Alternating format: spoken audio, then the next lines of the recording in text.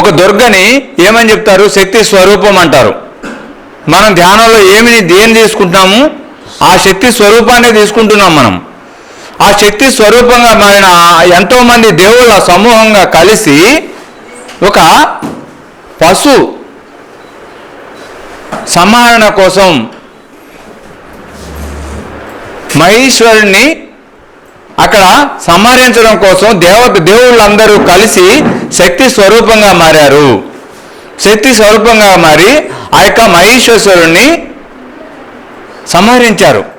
దాన్నే మనము దసరాగా కొలుస్తాము, ఆ దుర్గ అవతారంగా కొలుస్తాము. ఇక్కడ మనం గమనించాల్సిన విషయం ఏంటంటే, దుర్గా అంటే శక్తి స్వరూపము. మనం ధ్యానం ద్వారా తీసుకుంటుంది ఆ శక్తి స్వరూపాన్ని. ఆ మహేశ్వరుడు ఎవరయ్యా అంటే ఒక పశువుకు పుట్టినవాడు.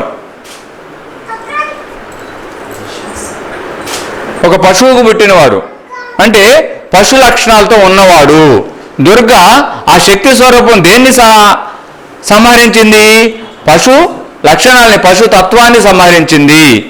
ఎప్పుడైతే పశుతత్వాన్ని సంహరించిందో వాడే దేవుడు అవుతాడు. కాబట్టి ఇక్కడ ఈ శక్తి స్వరూపం మనం తీసుకోవడం ద్వారా మనలో ఉన్న పశు లక్షణాలని సంహరించాలి. అప్పుడు దైవత్వం అనేది ఏమవుతుంది? మేల్కొల్పబడుతుంది.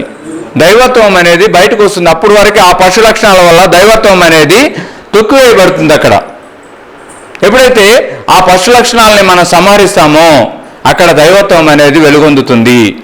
కాబట్టి మై డియర్ ఫ్రెండ్స్, ఈ నవరాత్రులకి మనం చేయవలసింది ఆ యొక్క దుర్గామాతని ఆవాహ్యం చేసుకోవాలి. ఆ శక్తి స్వరూపాన్ని కింద విధించాలి. మనం కూడా కింద విధించి మనలో ఉన్న ఆ యొక్క పశుతత్వాల్ని, ఆ మహిషాసురుణ్ణి సంహరించాలి. దానికోసమే ఉంది ఈ నవరాత్రులు. ఆ యొక్క నవరాత్రుల్ని మనము ఇక్కడ సెలబ్రేట్ చేసుకోబోతున్నాము. ఎలా? ఆ యొక్క శక్తి స్వరూపాన్ని ఇక్కడ దించడం ద్వారా. కేవలం విగ్రహం పెట్టుకుంటే ఏం రాదు, మనం ఆ శక్తి స్వరూపాన్ని దించాలి ఇక్కడ.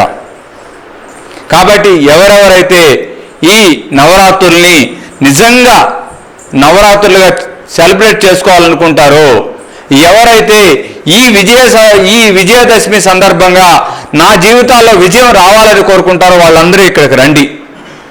మనలోని పశుతత్వాలని సంహరించినప్పుడు మాత్రమే మనకి విజయాలు వరించడం మొదలవుతాయి. అప్పటి వరకు విజయం ఉండదు.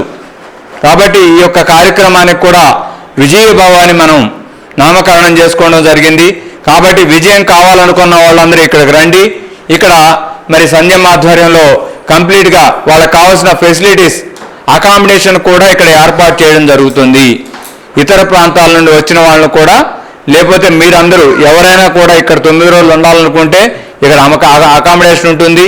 ఇక్కడ కావాల్సిన అరేంజ్మెంట్స్ దాంతోపాటుగా రా మెటీరియల్, రా ఫుడ్ అనేది కూడా వాళ్ళకి అందించడం జరుగుతుంది. కాబట్టి మనమందరం కూడా ఈ అవకాశాన్ని సద్వినియోగపరచుకుందాము. మనమందరము ఈ యొక్క నవరాత్రుల్ని, ఈ యొక్క విజయదశమిని అత్యంత అద్భుతంగా మరి ధ్యానంలో గడుపుదాం. Thank you very much friends.